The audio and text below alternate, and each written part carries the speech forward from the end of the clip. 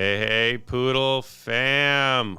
Welcome to the Poodlcast. My name is Joey. I am your host, and we have a good one for you today. We have my favorite episodes when we get to meet members of the community. Just did a little pre-chat with Chase and got some good things. Interesting. I love the story of how he got involved in Poodle. It's been a great week. Obviously, you see a lot of things are moving. I am back in my office. I feel like it's been forever since I've been in my office and not on the road. Last episode was me from the Las Vegas Convention Center. The next time I'm in Vegas isn't actually for 4 weeks. It actually happens to be my next traveling over a weekend where I'm going to be there representing Poodle at the Metaverse Expo. So that'll be great. Rob from Seek's going to be there doing some speaking. I will be there doing some repping of us, making some connections. So it should be a great opportunity for Poodle there. It's like 4 weeks away. It's a week after July 4th. So Susan, thank you for joining, Susan, and looking younger than ever. Thank you. Very nice comments. I'm excited about that, which means I've got 4 weeks here with uninterrupted back in here. We're going to do some great things as you've been seeing all these partnerships, these relationships, the metaverse stuff that's happening. We've got great things and continued partnerships. Sasha's been posting it. Great things coming. So I'm really, really, really excited about this next phase of us. So that being said, obviously, to not talk about the elephant in the room, but we have to. The markets are not doing great, but you know what that means? That means BNB is dirt freaking cheap right now. Go get that. This is your time to load your bag, okay? We don't want to hear about it. We are rolling. You saw the article. Make sure you go on there and see the article that was just released and the podcast, the YouTube thing that was talked about us.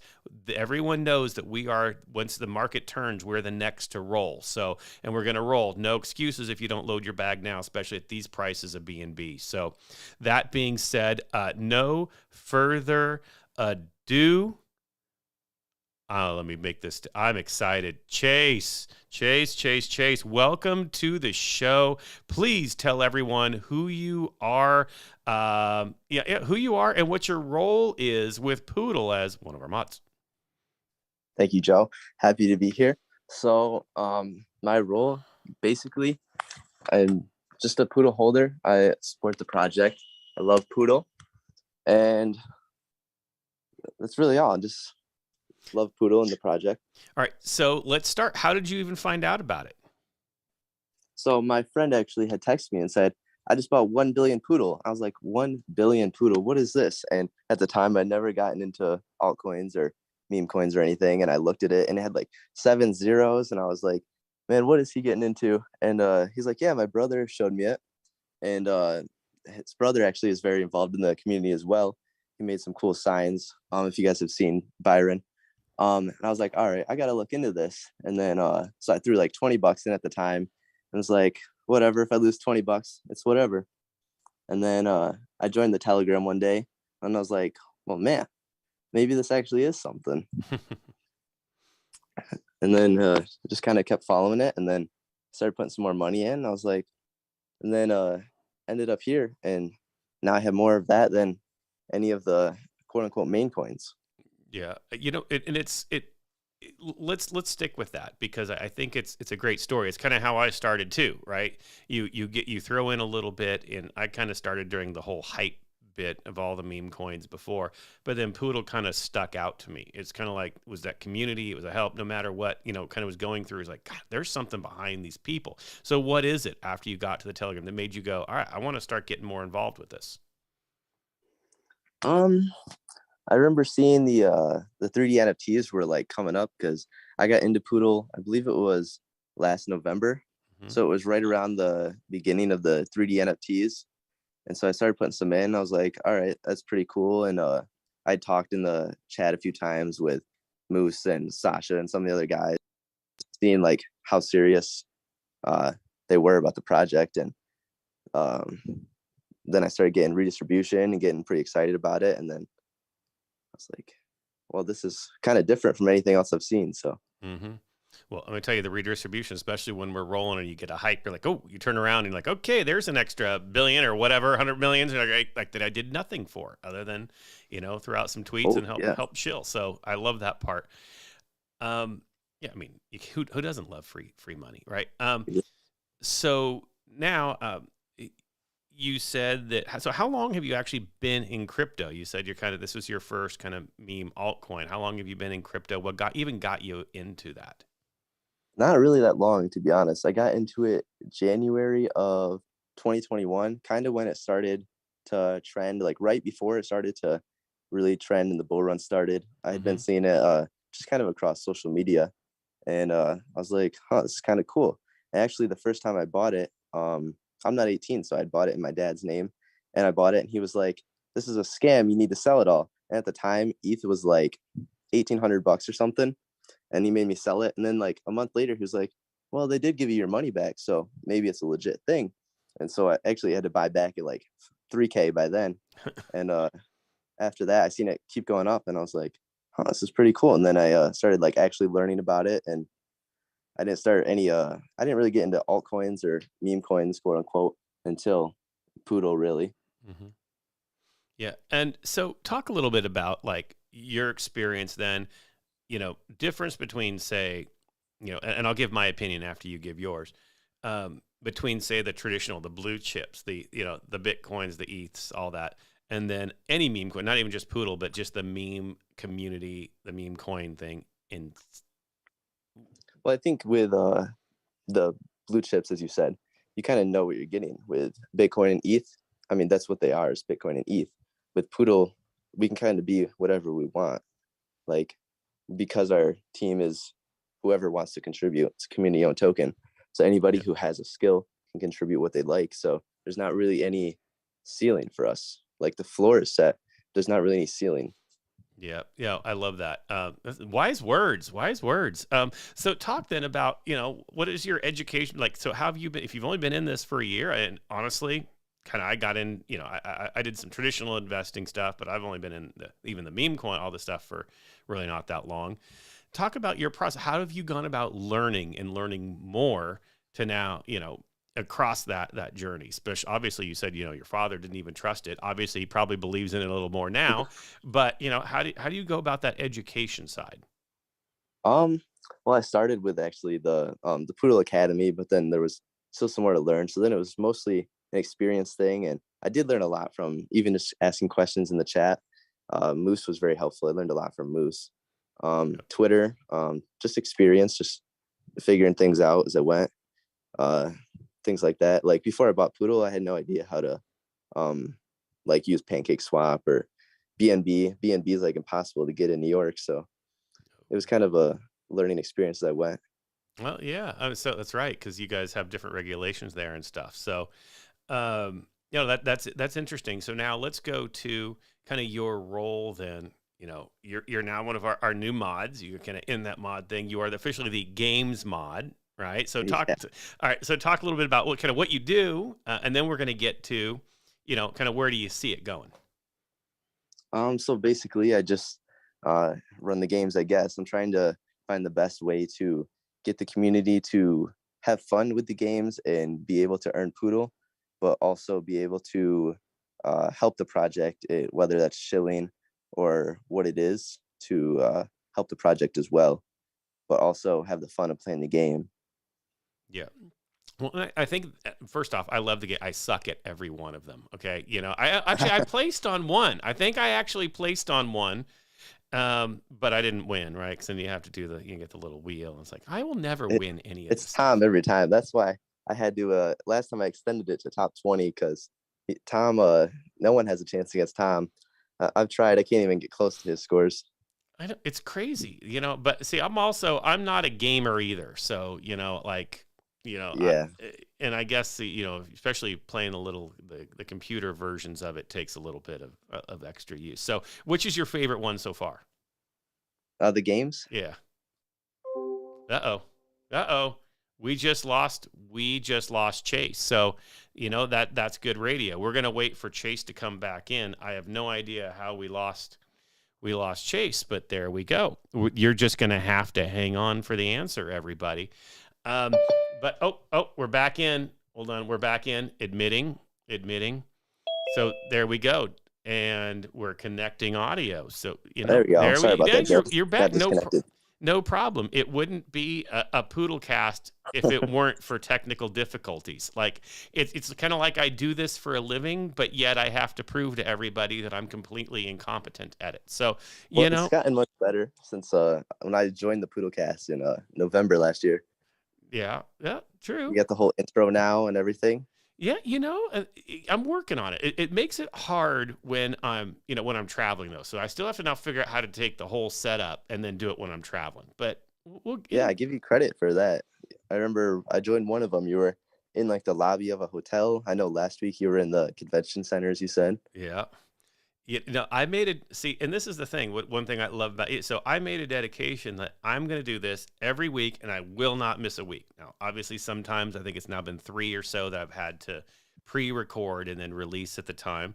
But it's like, hey, if I've got it free, even if I'm on the road, I'm going to throw the laptop and then let's just do it. So that's been my dedication. And it's awesome. Yeah. One of the things I actually I missed this part when I'd gotten into Poodle. You had recorded one episode. It was you'd made a chart of if this much was bought from the liquidity pool. Mm-hmm. That was one of the first things because my friend who had gotten that 1 billion, he was like, "Watch this video. It's got me so hype. This is gonna blow up." And I watched that video and I was like, "Man, I gotta buy some more Poodle." Yeah. That was one of the first things that truly got me. Yeah. Like, I need more of this.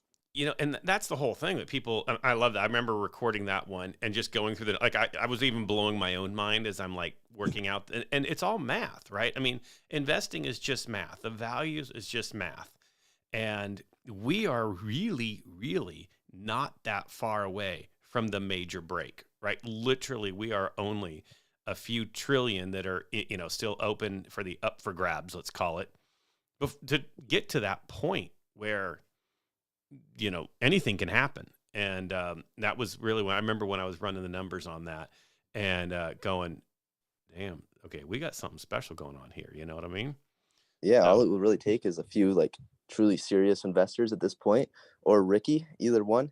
Mm-hmm. And we're ready to turn that corner. I mean, there's not really any other projects like this when the next bull market comes around. Yep. No, I totally agree. And what's interesting is there are a lot of people who actually, we used to have some that really watch the charts a lot. And we've seen some, and there have been some big buys where they'll buy once and then, and they'll do a decent amount of money.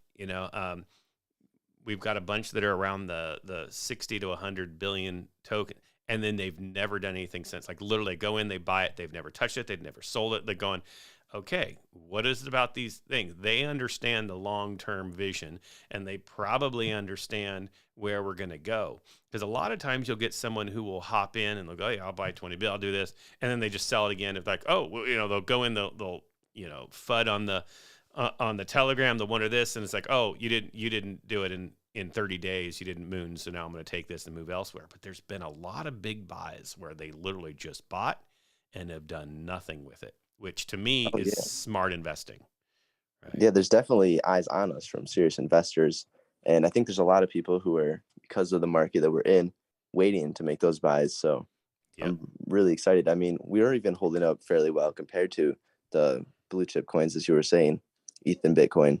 Yep. So when the market starts to pick up, volume starts to pick up, even those sells, even those $20 sells, they help us in the long run anyway. Yeah, 100%. I was on a call with Sasha yesterday, maybe yesterday or day before yesterday, and he said, wise words, as he always does, this is a time to be, fiat rich, because this is where you can, this is the time to buy in, right? And we know, what I'm saying is look at the price of BNB. And since we're tied to BNB, we know BNB will go up, and BNB is tied in with ETH. So therefore we know that's going to go up. Like this stuff all multiplies, right? And that's even before any pump we get on our own, which is just crazy to think like, all right, I wish it was like this when I first bought my first bit, whenever it was, a year and some ago. Imagine how much more I'd have in my bag at these like prices. It's Yeah, crazy. I bought my first billion at around $60 a billion, I believe, Yeah. and now able to buy it for under 15. Yeah. And I was actually really lucky. I had totaled my car a few weeks ago and got Oh the boy. check. Perfect time in the market to total a car. I don't know. Is any time good to total a car? I mean, you're I okay. mean, You're okay, if right? you're gonna do it, yeah, it wasn't really bad. It was just broke the wrong part kind of thing. Okay. But if there was a time to total a car, that was the time to total a car. I like it. I like it. And then you throw it in the market. Look at that. Exactly. Yeah. I love it. I love it. That's pretty dang smart. Everyone, you need to be, hopefully you're educating all your friends on all this stuff, right? I'm not in school anymore, but I try. Well, it's funny because even at the university, it's amazing how many, and maybe you can speak to your demographic, your age group, really are interested in blockchain, are really interested in cryptocurrency. I hear it all the time. I'm even asked to speak just in general to groups that I oversee and run, and there is a difference, and tell me if I'm right or wrong. There's a difference between your generation, and the more traditional my age group, right? And what do you hear from your friends? Do they think you're crazy, or do they think it's the future? Mostly crazy, to be honest with Really? you. I think a lot of people aren't really educated on it, especially when I get into Poodle and altcoins and stuff.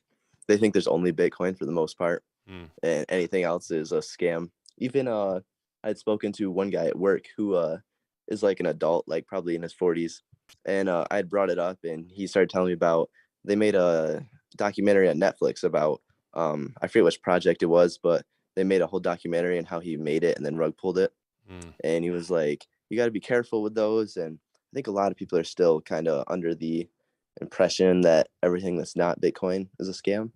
Yeah, and by the way, when you hear stories about people getting rugged, no wonder, right? And that's why I like things like, Seek that goes, hey, KYC, everybody, put your projects in there, which is why, Poodle was one of the first to like stand up and go, yes, we are going to do it. Anyone who is in control of the master wallet, anyone who's in control of the contract is going through this, and even our partnership, when we're making partnerships with other tokens, we're requiring them to go through that KYC process because, one, it's our name, that we're putting out there, but beyond that, it's the safety of investors, right? Yeah, which I think is great. I seen we were waiting for the KYC of Krolon Mars, Mm-hmm. which is I really like that. So that way, not only like you said for the investors, but it doesn't come back on us. And Dave had a question as well on the chat. Look at you're even watching all right, are you getting your own Of show course. or something? Look at this. All right. Well, when is Poodle entering the education system? Is that the one you're looking at? Rewards and Poodle Yeah. for study? Are we allowed to talk about that? You know what? I'll let you talk about it. Go for it. Okay, I'm talking about it. So soon, I'm not sure what the date was on that. Do you know? I do, but go for it. I want to hear what. Go Yeah, I don't for know it. when the date is, but soon we will be taking part in a Learn to Earn with the BSC Daily on Twitter, which will be rewarding users. I believe it's $1,000 in Poodle Yeah. for learning about our project in crypto. Yep, absolutely. And I think that's one of the cool things. It's kind of like taking our academy and moving it forward, right? Actually giving you an opportunity to earn tokens for getting smarter and becoming a educated investor. So that's awesome. I love that you know stuff. See, I can give away information, but I love when our community is educated and you know this and you follow it. Also a thing that's breaking, last contract thing is coming through and we've teased it already, but we're also going to be sponsoring an esports team and an NFT art gallery. So this is a permanently installed here in Los Angeles. And I think that's really a cool thing too, because it's based in the university system and we'll be able to integrate with that, which will get us a lot of press during all of the, the Twitch streams, as well as a lot of high-end people come into this gallery, really the first permanently installed NFT art gallery. at a college campus, which is really exciting as well. So we're going to be sponsoring that, and being able to utilize Poodle and the Poodle case, use case, for educating them. And I think this will end up growing and working on expanding that out. So that final contract has been submitted. We're just waiting for it to get back and go through the legal process. So yes, we are entering in multiple ways, both to the online education and of course tangibly in the hands of the next generation. So that's exciting stuff. So there we go. We kind of teased it, but I broke it. All right. Yeah, that was a little more than a tease. Let me see. Were there other questions? I love that you're watching this. All right. I don't see other questions, but if anyone has questions for Chase, you're welcome to throw it out there.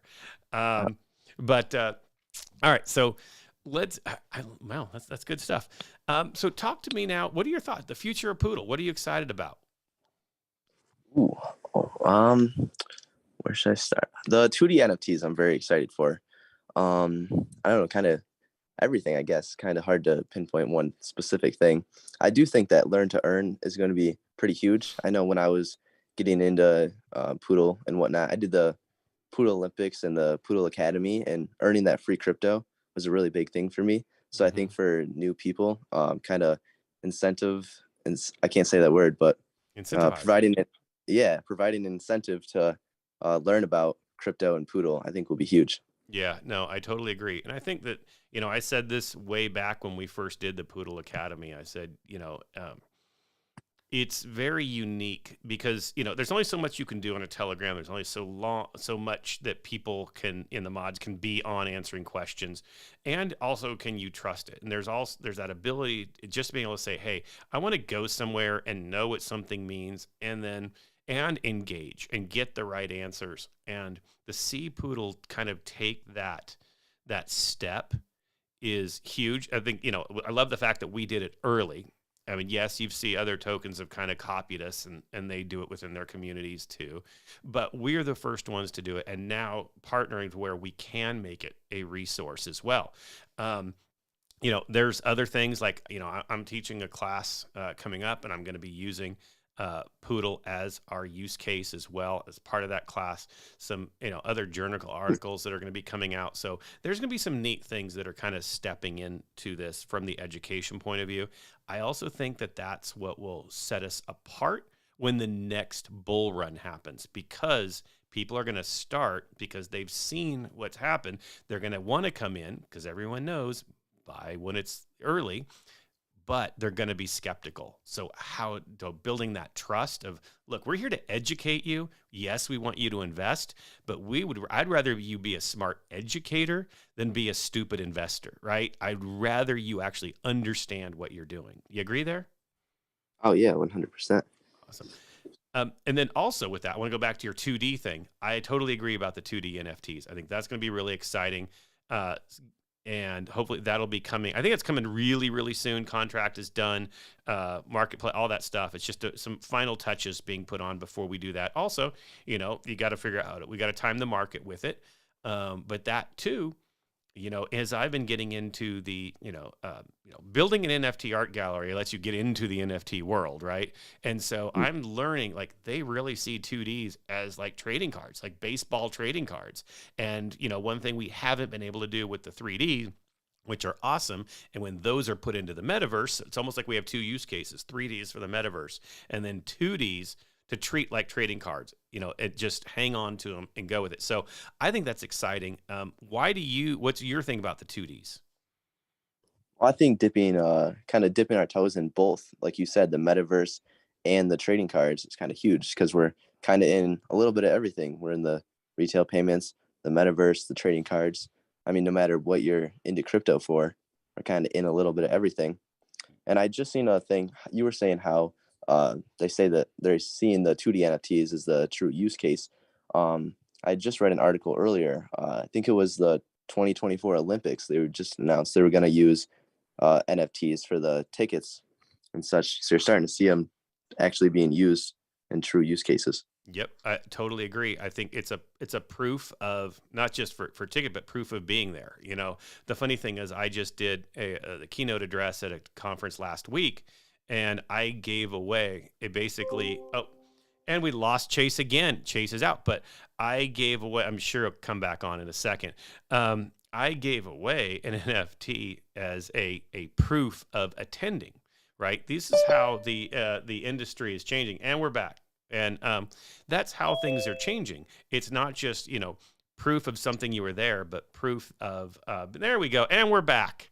No, right. And, but as I was saying, and wasting time here is, when I was speaking, I gave away an NFT to everyone who attended, just as a certificate of look. It's almost like, here's your swag. Forget, getting a pin or a little lapel something. You've just got digital proof that you attended my session, right? And I think that that's what we're going to be able to see. And it's almost digital proof of, I was part of this at this time. And that's what's kind of cool about it, right? And I think in time, those build their own intrinsic value. So. Yeah, I think we'll see a lot more of that in the next bull run, where the NFTs will be evolving to like the soul-bound NFTs, and the using them for true use. Yep. Uh-oh. Now we lost audio. Them be used for their true purpose. Yep. No, absolutely. And then Sasha just put in something that we are starting to see is the semi fungible token. So basically the idea is, you use it, you trade it, but you also get to keep it, right? Like the ticket stub, right? When you've got a ticket to an event, they take it from you, but now you get to keep it. And we've seen that in the world, right? Where you get your ticket, but what do? They scan the QR code now. You get to keep your ticket. Back in my days, you showed up in a show, you turned your ticket in to get in, right? Those things are starting to change. And as we work that together, also a lot of experiential stuff, things I think that Poodle can be real now that we're working into the metaverse stuff. A lot of concerts. We're starting to see concerts that are going to have immersive integrated experiences, both in, real life along with Web3. There's a lot of changes coming. And what I love is the fact that we're kind of trying to stake a ground early so that hopefully we can be part of that later, So it's exciting stuff to come.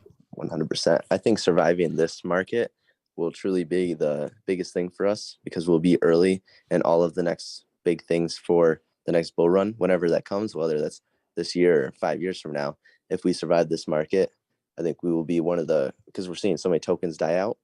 I think we'll be in a great position if we survive, when we survive, I guess. Yeah, no, and absolutely. I mean, here's the thing. We survived a planned rug, right? That's how this token was done. We had the community come together. And then if you think about, it's weird because I think it was a poodlcast, it wasn't terribly long ago, but it was right before the crash. Maybe you can blame me for the crash, because I remember saying something when we had a little downturn going. I kind of hoped for a market crash because it would weed out all the crap. It would weed out all the projects that don't have a working team behind them. Because when all you have to do is go out and shill and go, yay, we're going to moon, that doesn't mean anything. And that's hard for a dev to do, or a mod to do, when they have no investors, right? Yeah, or no true use case either. You have nothing to shill. And we're seeing a lot of projects, even projects that were, legit projects, quote unquote legit, like Luna, even being exposed. Yep. No, absolutely. Absolutely. So that's it. So, so talk to me more now. I mean, how, as far as, your idea of, do you see, and again, I want to speak even just from your obviously you are very, very educated here in how crypto works and blockchain. Talk about, if you had to guess the technology in the future, not that we can even guess, but let's go 5 years down the road. Do you think, what's going to be the big thing? Do you think the metaverse is going to take over? Do you think crypto will become the standard? What types put your hat on, your crystal ball? That's a hard question. Yeah.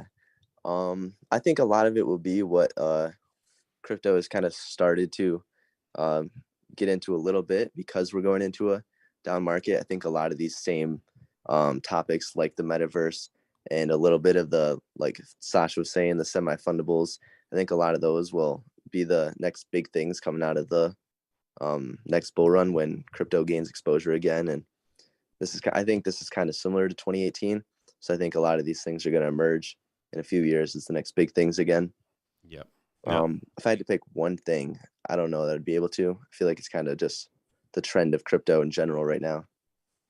Yeah, no, I totally agree. I think, something that I've even said before, like the whole China bans, Bitcoin every other week, yet they're the largest miner of it in the world, right?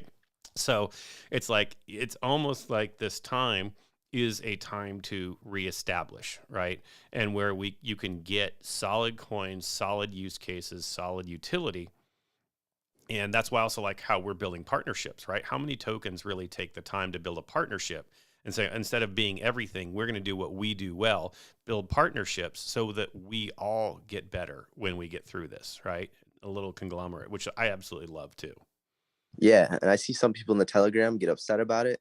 Like, you shouldn't be collabing. You should focus on your project. But then once we explain to them the purpose of it, and that we don't need to be like, our project is better than yours, a lot of people, I think, kind of agree with it. I didn't quite understand it at first, but I think it is a great technique, I guess. Yeah, well, I mean, if you think about it, like, what are we? We are technically a cryptocurrency, right?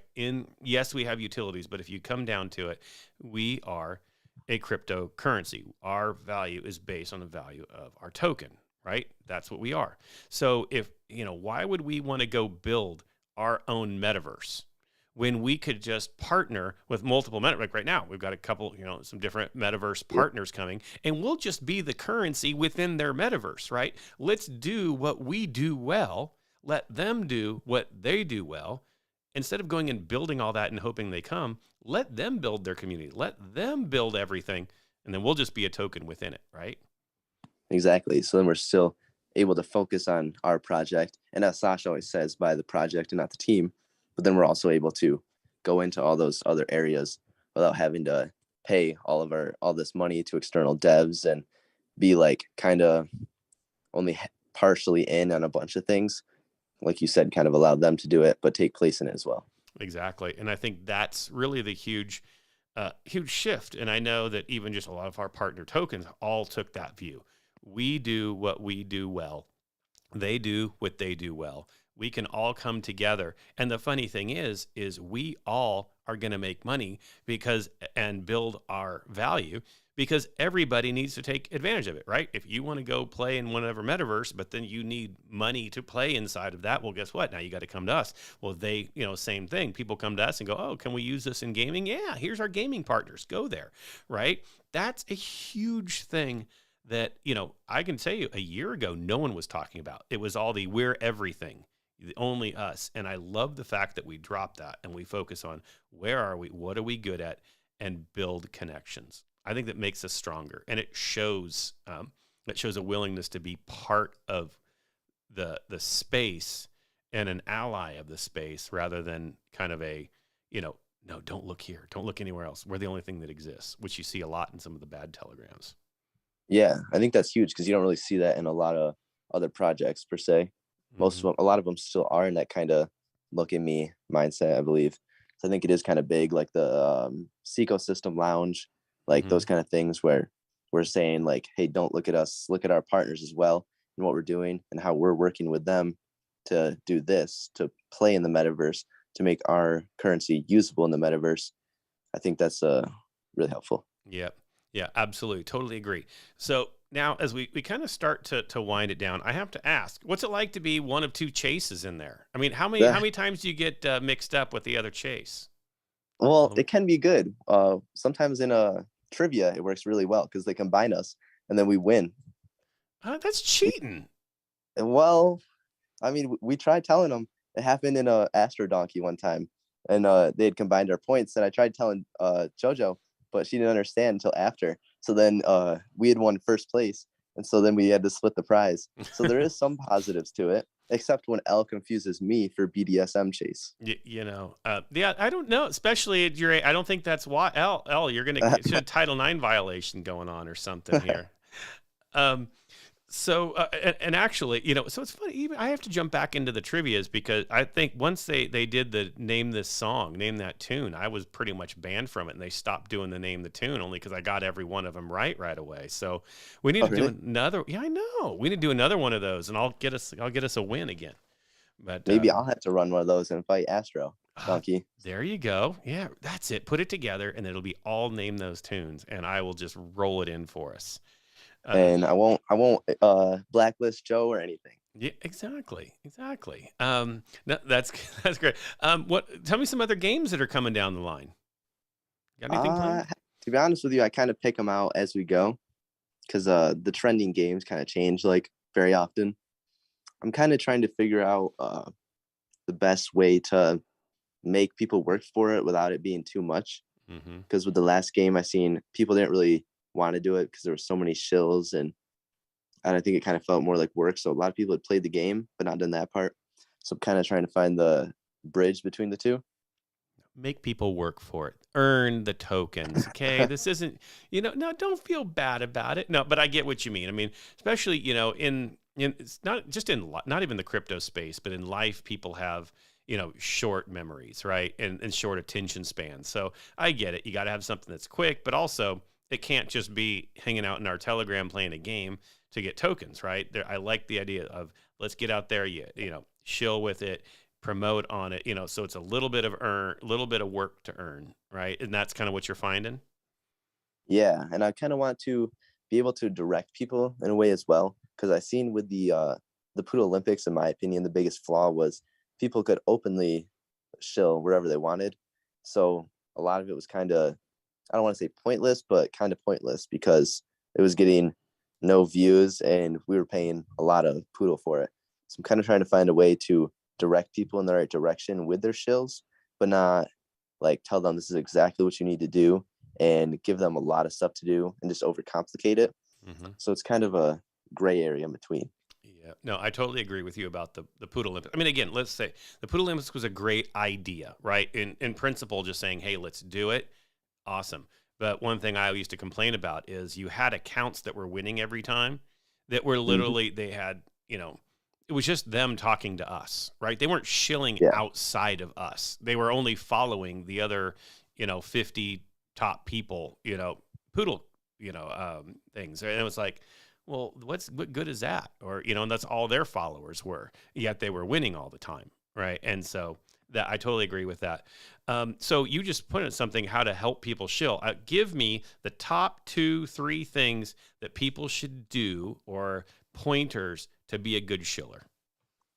Well, in my opinion, the large accounts that say shill me this next gem, whatever, I don't really like those. I think you have to go for, it's good to go for larger accounts and bigger influencers because you do want your name out there. But I think going for smaller to medium kind of sized following accounts is the way to go. A lot of time when I'm shilling, I like to search like hashtag altcoin or hashtag like another meme coin, quote unquote, or altcoin, and then go through those and find somebody talking about one. And I believe it was Andy had talked about this before. Not telling them like my coin is better, but like relating it and being like, oh, if you're into this, you should check out us as well. Your project seems pretty cool.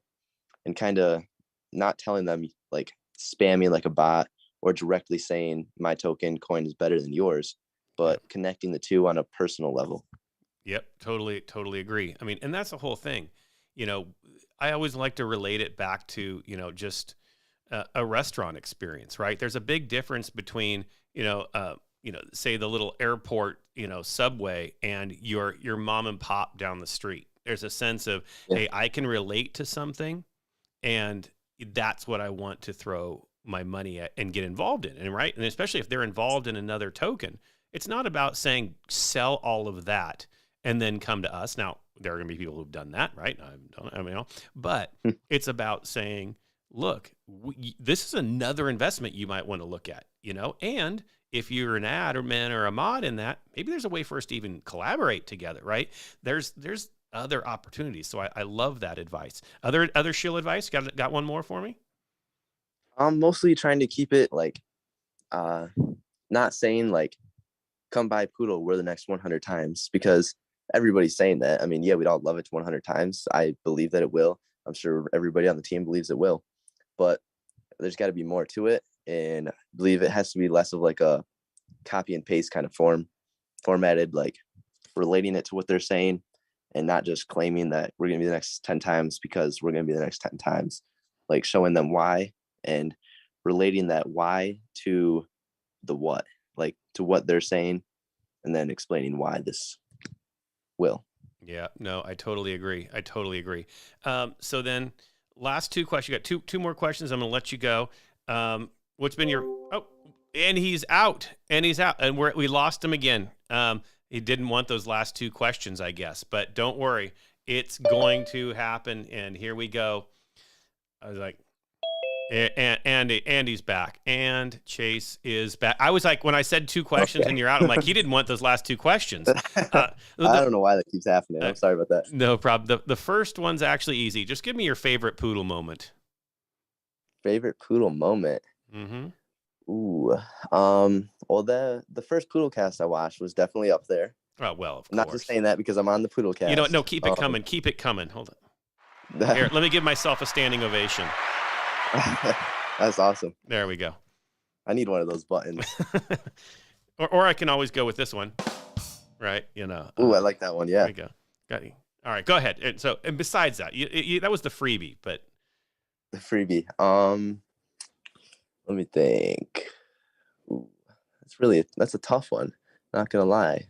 I know the 3D NFTs had me pretty excited and hyped for those because I think that was truly like our first big step in utility. I mean, we'd been building before that, but I think that was like truly us stepping into the current market, I guess. Yeah. Yeah. No, totally agree. Two good choices, two solid choices. The, loving the Poodlecast, of course, is the best one. Yeah. Very last question for you. Just looking at, you are a young investor, which is, and obviously a very educated one. I give the standing ovation to you. Hold on, here we go.